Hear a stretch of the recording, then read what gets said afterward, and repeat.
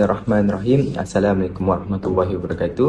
Pada hari ini saya akan menceritakan sedikit tentang panduan solat dalam kenderaan. Seperti yang kita tahu, solat ini boleh dilakukan di mana-mana saja, termasuk juga di dalam kenderaan seperti kereta api dan juga kapal terbang. Okey, di sini saya akan menceritakan sedikit tentang panduan solat dalam kenderaan darat, iaitu kereta maupun kereta api. Okey, kaedah solat dalam kenderaan darat. Okay, yang pertama, kita mestilah berdiri dengan betul sekiranya berupaya dan ada tempat solat yang sesuai. Ini boleh merujuk kepada solat dalam kereta api. Seperti yang kita tahu, kereta api ini setengah kereta api mempunyai ruang solat tersendiri, iaitu mudah untuk penumpang melaksanakan solat dalam keadaan berdiri. Dan yang kedua, jika tidak berupaya kerana uzur ataupun tiada ruang solat, laksanakan dengan duduk seperti duduk tahiyat awal atau duduk tahiyat akhir. Dan yang ketiga, jika tidak mampu juga, hendaklah duduk dengan apa cara duduk sekalipun, seperti duduk di cushion, tempat duduk penumpang seperti yang saya duduk seperti ini, iaitu sebagai contoh cara untuk solat dalam kenderaan iaitu kereta, duduk di cushion tempat duduk penumpang. Dan yang keempat ialah ketika berniat dan takbiratul ihram, hendaklah menghadap ke arah kiblat.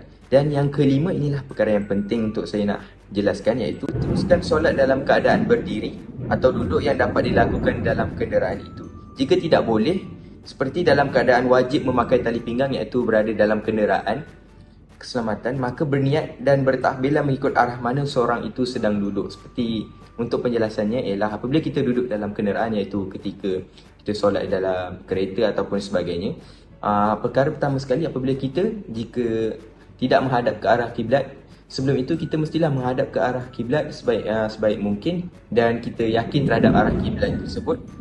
Dan selepas saja apabila kita mengangkat takbiratul ihram, kita boleh berada pada kedudukan yang asal yang selesa untuk kita solat. Dan yang ketujuh adalah dalam keadaan duduk, rukuk dilakukan dengan menurunkan anggota mulai kepala hingga pinggang seperti ini, separuh daripada keadaan sujud, sementara dua tapak tangan ini mestilah berada di atas lutut. Dan yang ke-8, sujud dilakukan seperti biasa jika boleh, iaitu seperti yang saya nyatakan tadi, jika kita solat dalam kereta api atau sebagainya, yang boleh kita berdiri untuk melakukan solat. Jika sujud itu tidak dapat dilakukan seperti biasa kerana tidak boleh bergerak dari tempat duduk atau tiada ruang yang membolehkan sujud, iaitu solat dalam kereta, maka turunkan anggota kepala hingga ke pinggang ke arah lantai seperti ini, di paras yang maksimal, paras mana yang boleh. Sementara dua tapak tangan diletakkan di mana-mana tempat yang boleh, di atas lutut ataupun sebagainya.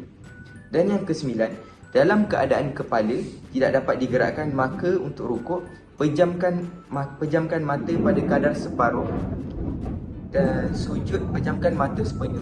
Iaitu apabila kita rukuk, kalau kita tak boleh nak cuba untuk bergerak anggota badan kita boleh hanya dengan memejam mata, iaitu separuh untuk rukuk dan sepenuhnya untuk sujud.